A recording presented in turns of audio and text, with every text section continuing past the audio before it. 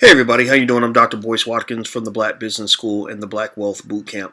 Now, I was just going through some notes to get ready for class tomorrow, and I had a thought about something that somebody asked me about earlier. Now, one of the books I'd written for college students, and it was my first book, was called Everything You Ever Wanted to Know About College, and it was written basically to prepare college students for how to do well in school, how to be at the top of their game, how to succeed academically. And I wrote this book because, when I went to college, I wasn't a good student in high school. And I thought that college was hard. I thought college was for smart people. And honestly, I thought college was for smart white people. That's how brainwashed I was. And so I got to college and I ended up doing pretty well. A lot of it was because my daughter was born my freshman year of college, and I was petrified about what the future was going to hold. So I went in there and I basically took the same philosophy that I used in sports and applied it to academics, and I was able to do really well. In fact, when I was an undergraduate at the University of Kentucky, I was the #1 black student on the entire campus, GPA wise, and I had a triple major, 2 bachelor's degrees in 4 years. I could have did it in 3. The last year, I just decided to kind of relax a little bit. But the thing was, I kind of had a certain mindset about goal setting. In fact, in the blackbusinessschool.com, I actually created a class called Black Keys to Greatness that you may want to check out. And it pretty much lays out my whole philosophy on setting goals, achieving your goals, being the best. I thought about this. These are theories that I've come up with since I was 18 years old, just as a young black man trying to get ahead, trying to find a way to succeed. And one of the things I learned very early is the importance of staying away from people who are going to distract you from where you're trying to get to, or people who are going to push you to lower your standards or cause you to kind of deviate from the man that you want to be or the woman that you want to be.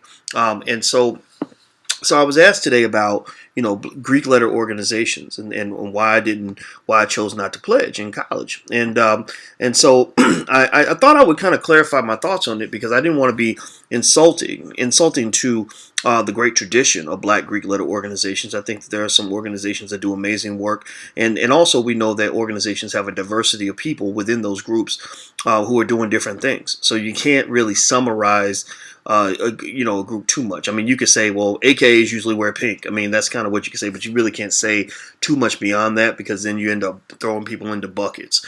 But when somebody asked me, they said, well, why didn't you pledge? Well, why didn't you join a fraternity? And I started reflecting on it. I said, I think about my college career and my first impression of Greek life based on what I saw on my campus at that time was I saw a lot of friends who really got distracted when it came to Greek life. I thought, again, I was a bad student. I wasn't a good student as a kid. So I was almost like one of those older people that goes back to school and he's like taking the education seriously because he has to pay for it. But I was like that at 18 years old. And so I didn't have time for bullshit, excuse my French. I just, on campus, I said, I'm here to get mine. I'm here to succeed. I'm here to do well. And I'm not going to succeed if I'm wasting all my time on nonsense. But I saw a lot of other kids, and maybe it was a maturity thing. I think for a lot of them, their parents were paying their way through school, so they didn't have to work. I had to work. I was working 2 jobs at one point. So at one point, I was actually working 3 jobs, still making straight A's because I became really efficient at time management. I started managing my time like a CEO when I was 18, 19 years old. I wasn't perfect now, but I did my best. And and what I observed was I remember I remember being invited to join every fraternity on the campus, every black fraternity, every single one, the Kappas and the Qs and the Sigmas and the Alphas. I remember having meetings with one person from each group who sat with me for 30, 45 minutes to say, hey, man, you really should join. You should be a Kappa. Here's why. Blah, blah, blah. And I don't think it's because I was the coolest guy in the world. I think it's because my GPA was good. I remember logically just trying to think like, okay, what is this really going to do for me? Okay, so maybe if I'm in this group, it can help me get a job later on. That was back when I was in the mindset that you go to school so you can get a good job. I've killed all that since then. I don't believe in that. I think you should whatever you learn, you should learn how to start a business just in case, because the white man really ain't hiring black people like that. A lot of black folks are getting kind of pushed to the side. Even educated black people, especially black men. There's a study that says actually that black white men with Ivy League degrees get treated like they went to a state school, So and the fact is that that's because this is a white man's economy. He's running everything. It's his stuff, so he's always going to put you kind of at the back of the bus. You just got to accept that unless you go and get the fortitude to go build your own bus. And that's been my mindset. I'm like, I'm gonna build my own bus. It might be the tiniest little most raggedy bus on the street, but it's gonna be mine, and I'm gonna give it to my kids and say, take good care of this bus. This is the most valuable thing that we'll ever own right now, or that we own at this current time. And I'm gonna take more pride in a raggedy bus I own than in a shiny bus that I borrowed from somebody else. That's just me. But anyway, I remember when I was sort of told what the expectations were. I was told, number one, I had to give a bunch of money, which I didn't have, and I was like, why would I work hard? I mean, it takes me a long time to earn $300, $400, $500. Why would I give it all away to you just so I can join your group? So I can be your friend? I mean, we're already friends. Like, I don't understand. So I didn't get that. The stuff about wearing the colors, that didn't mean anything to me. I just, I guess, one thing I did have, I don't know where it came from, but I kind of had a decent, I didn't have high self-esteem as a kid, but I had a sense of self. I didn't really need anybody to really give me something to make me feel good about who I was in terms of feeling like who I don't know. I guess because I didn't. It wasn't like I was the coolest person, but I didn't care about not fitting in, and I still don't. I'm like, oh yeah, okay, you think I'm a nerd? Fine, whatever. So I didn't understand the money. Also, I did not understand pledging very well. I remember I had a couple friends that got their asses beat online. I'm talking about to the point where one guy had to go to the hospital. They were putting cigarettes out on his tongue. And I was like, why would you let somebody put a cigarette out on your tongue? Are you serious right now? And so I was looking at him like a punk. Like, dude, why would you let somebody do that to you? And, and again, I guess it's just, wanting to be accepted. And so he let them beat him so bad that he ended up going to the hospital. And again, if you ever wonder why Dame Dash and I are friends, that stuff like that is the reason why. Like, we would both look at something like that and say, what kind of man are you that you're going to let another man do all that to you just so he'll let you in the club? That don't make no sense. So, anyway, so that was the other thing. I didn't understand this idea of abuse. If somebody hits me, I'm going to hit you back, period. And it's kind of like, the abuse didn't make sense.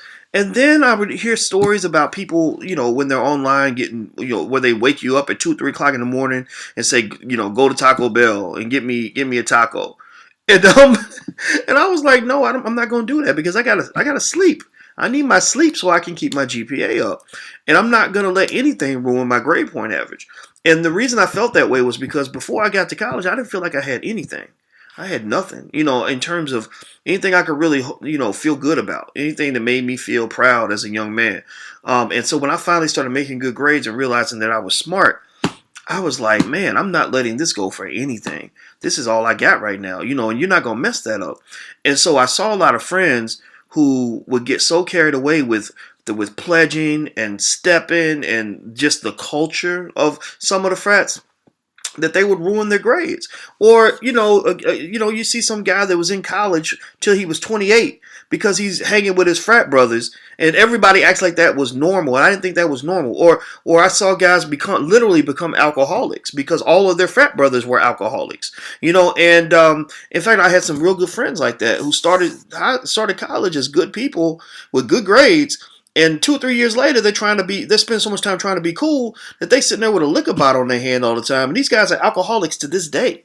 And so it's not dissing those people or anything, but I remember when I was there was one frat I was real close to pledging. And I'm not going to name the frat because I'm not trying to diss nobody. But I remember the reason I didn't pledge was because it got to the day before I was about to go online. And I just looked around at these black men around me and I said, this is not what black manhood is supposed to be about.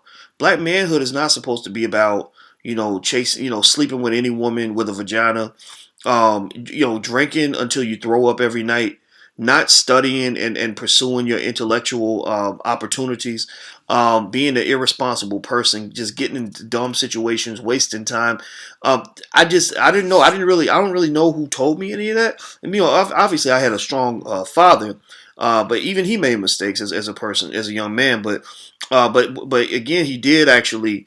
My father actually is a little bit like Dame Dash, just very audacious, very bold. And I guess maybe I got that from my dad, where it was like, if you see somebody doing something that doesn't make any sense, you don't follow that crowd, no matter how much pressure is put upon you. So literally that night, right before I was gonna go online the next day, I said, "Nah, man, I'm not doing this." And they got mad at me. I mean, I had a football player that was ready to beat me up. It was really weird. I didn't understand why he was so mad that I didn't pledge. I guess he felt rejected, or maybe I don't know what he was thinking, but he was really angry, like he was going to beat me up. And I remember I said to him, I said, and he was a big guy. I thought he was going to kill me, but I couldn't help it. My mouth always starts running before the rest of my brain catches up sometimes, and I just said to him, I said, you're not a man. I said, this is not what being a black man is supposed to be about. You run out here, you drinking like an alcoholic, you ain't studying, you're just doing all these things that are, wasting your life. And I said, and one day when I become successful and I have some money, somebody just like you is going to get mad at me because I'm successful, as if I got lucky, as if I just somehow woke up with money in my pocket or whatever. And he said, man, I ain't gonna be worried. I ain't gonna want your money. I'm gonna be in the NFL. I'm gonna do that. And of course, like so many other athletes that play college football, thinking they're gonna be in the NFL. Even though University of Kentucky almost never sends anybody to the NFL that lasts more than 2 days. And I just remember saying, like, I wish you the best, but I said, this is not. I said, you're not a black man. You're a black bitch. And I remember when I said that, I was preparing to get my ass whooped, but I didn't realize, I forgot that football players, if they get in fights and stuff like that, they get in trouble. So he didn't do anything, but I still remember that conversation, and it made me and I think honestly that experience skewed me a little bit on what the organizations were all about. Now, as the years went by, I started seeing just great work from every Black Greek letter organization. Just extraordinary courage and solidarity. I have a tremendous amount of respect for every one of them, because every group, even when you have the bad apples, you've got the good apples as well. But one thing I will say is, to summarize my position on Black Greek letter organizations, it was very simple. I said, and this is what I told the person today. I said, Black Greek letter organizations on college campuses are fine as long as the students are not allowing anything to undermine their GPA.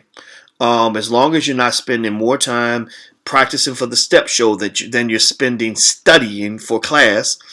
As long as you're not engaging in behavior that is going to put you in a bad situation in the long run.